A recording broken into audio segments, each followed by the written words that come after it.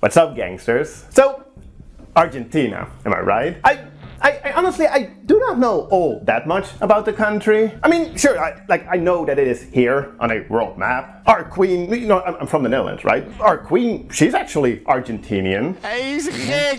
And wait, didn't we beat you guys at soccer that one time? That is back up! That is back up! That is back up! Nice. Plus, there's a rich cinematic history the country has to offer, which, again, I'm not quite sure if that's actually true. I've only seen a handful of Argentinian movies myself, according to Letterboxd, that is. So, what I want to do in today's video is basically just take a look at 3 modern Argentinian horror thriller movies. Why, you ask me? Because I can. Basically, you know, like from now on, it's what I want to do, just talk about stuff that I actually want to talk about and, you know, like share with you guys.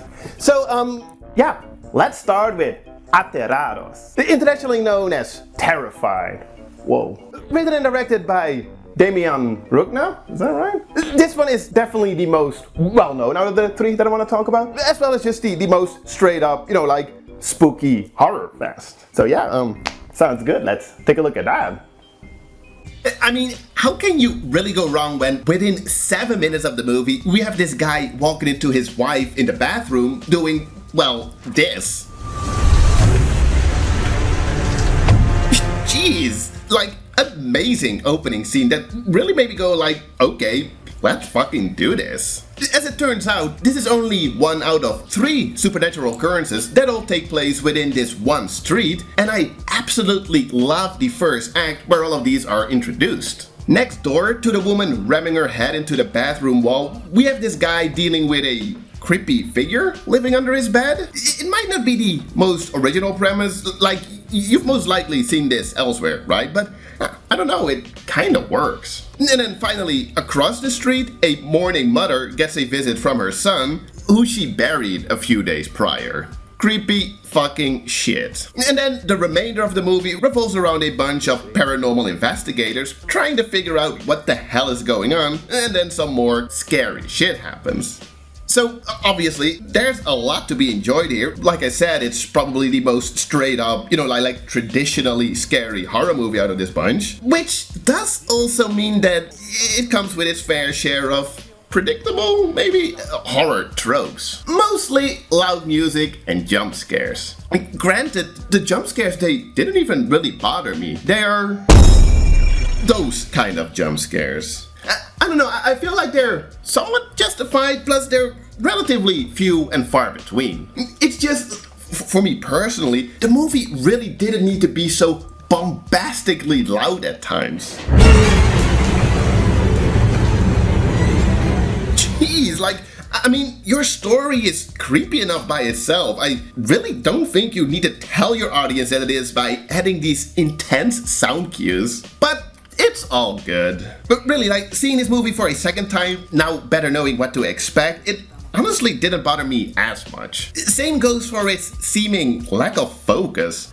Really, you basically go through 4 different protagonists throughout the movie, which on a first watch was kinda confusing, you know, like frustrating. But even that's okay, you know, like second watch, know what to expect, it's fine. My biggest problem, however, even on a second watch, is that the movie just kinda ends. Really, well, without giving away too much, it basically feels like the movie at some point just decided like, well, time to wrap it up. Which I thought to be rather unsatisfying. Like, it left a lot of things like somewhat unresolved and anticlimactic. Like, that's a great bummer, but hey, at least I enjoyed the ride. It's just frustrating, you know? It's like, you know, like ending a movie on a high can really elevate an otherwise, you know, like mediocre movie. But vice versa, ending a movie on a low can really diminish the impact of an otherwise, you know, like pretty solid, fun horror movie. But yeah, in the end, I like this one. It's nothing too complicated, you know. Towards the end, there's some attempt at trying to explain, like, justify, like, all the supernatural stuff. And I'm like, don't even bother, you know? It's fine, like, it's just an excuse to show some scary and creepy stuff, and that's fine, I love that. So yeah, pretty good stuff. Which means that it's time to move on to our second title, something kind of completely different, Muere Monstro Muere. Internationally known as Murder Me Monster. Written and directed by Alejandro Fadel. Is that right? This one actually seems to be the most obscure out of the three, so yeah, let's take a look at what's that all about. Compared to Terrified from just now, this could be seen as more of a A24 approach to horror.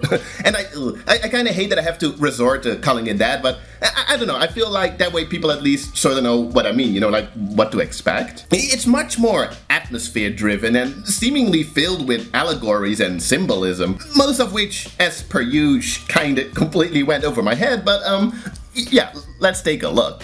Basically, we follow Cruz, a police officer brought in to investigate the increasing number of decapitated women showing up around town, with the obvious suspect being David, the husband of the second victim. And David, he seems quite out of it, and he keeps referring to these voices that he's hearing, telling him, "Muere, monstruo, muere." Get it? Because that's the title. And then the remainder of the movie is... yeah, but what does exactly happen in this movie? Well, first, the good stuff. It looks absolutely stunning. Shot in the province of Mendoza, the locations are simply breathtaking. Really, when taking notes while watching this movie, I just kept writing down like, this looks beautiful, this looks beautiful. In general, it's just a good-looking movie, and often uses lighting to create a bit of a Lovecraftian atmosphere, which on more than one occasion reminded me of Mandy. Remember that one? From the same year? Also, great sound and production design. Really, like, the whole production of the movie is done to a T. And because of all of that, it just kind of sucks that, like, sure, I like the mystery, the investigation, the, like, throughout dreading, anxious atmosphere, but ultimately it just feels a little unsatisfying. Like, what does it all mean? It really just feels a little too vague for its own sake, and all that it could potentially mean, like the inherent evil of men, toxic masculinity, I really only got by Google translating a bunch of Spanish reviews on Letterboxd. And on top of that, probably my biggest complaint is that all of this is done with just such a sluggish pace. I don't necessarily have a problem with slow burners, but, well, simply put, here I kinda did. It's just kind of frustrating because I feel like this movie has a lot to offer. And then towards the end, when we do get to see the titular monster, I don't want to give away too much, it's still like, wait, is this cool? But wait, is the monster there in actuality? Does it exist? Is it a metaphor for something? Why are we seeing it? Why is it cool? Is it goofy? I don't know. Yeah, definitely a different kind of horror movie. Like perhaps maybe like a difficult one. Like apparently even like the Spanish dialogue is sort of like hard to follow. Like I wouldn't know, I'm just reading subtitles, but yeah. And so yeah, definitely not for everybody. Like I'm not even sure if it was really for me. Besides Mandy, what I mentioned earlier, it also kind of reminded me of The Untamed, another allegoric Latin American horror movie involving a sex monster.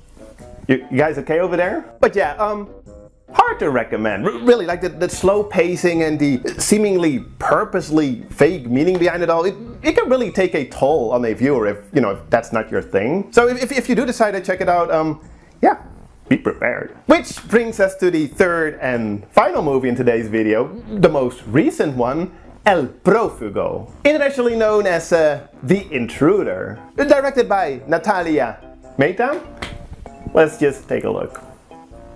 Say you only have some 23 minutes to spare, check out this movie's entire pre-title sequence. It's basically a really good short. Like a relationship study in which the guy is kind of needy and controlling. Sure, it won't make a whole lot of sense without, like the context of the whole movie. But seeing this movie for a second time, I was like, geez, like this is actually a really good opening scene.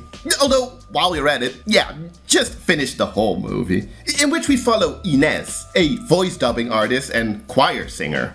For once, I actually recognized an actress, Erika Rivas, as I'd seen her before in Wild Tales, an Argentinian movie that I've covered on my channel many years ago. Together with her sound engineer, who, oh my god, I also recognize. I mean, he was in Terrified from like 2 movies ago. They start start to experience some kind of weird interference in their recordings, and maybe there's an intruder inside of her, and oh. Like Murder Me Monster, The Intruder is rather slowly paced, but here it really wasn't the pacing that bothered me, but more so the fact that the movie just takes too long to set up the crazy stuff, the good stuff, if you will, and then when we finally get there, we're already at the end of the ride. The further we get into the movie, Inez's line between reality and imagination seems to get blurry, and this is where it gets interesting. There is, again, like with Murder Me Monster, most likely a lot more going on than what you get at surface level, and I love trying to figure it all out, even if in the end, like not everything completely adds up. It's a great ride, it just ends too soon. Sound obviously plays a relatively big role here, and it's well done. Like, the sound design is great. Oh, and I love the song at the end. But yeah.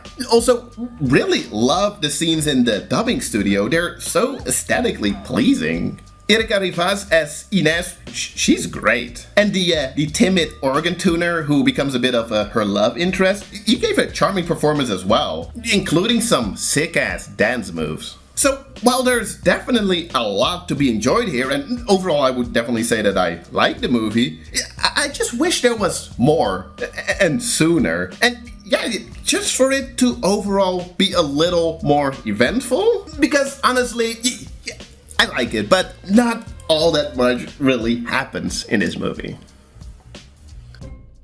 But, yeah, I would still definitely recommend this one. It's just, sort of know what to expect. As for the intruder in the movie, if we take their existence at face value, it's kind of like, okay, so like, what's their purpose? Like, what are they exactly? But if we accept it as like an allegoric storytelling device, then again, I'm kind of like, so what does it all mean?